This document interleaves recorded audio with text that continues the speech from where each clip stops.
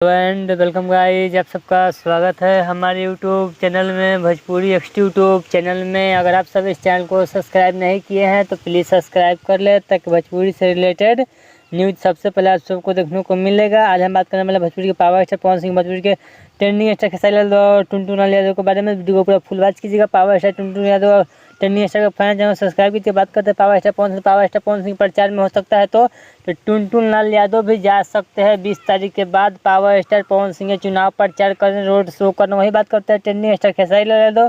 तो trending star Khesari Lal Yadav बहुत जल्द पावर स्टार पवन सिंह के रोड शो में, चुनाव प्रचार में देखने को मिलेंगे।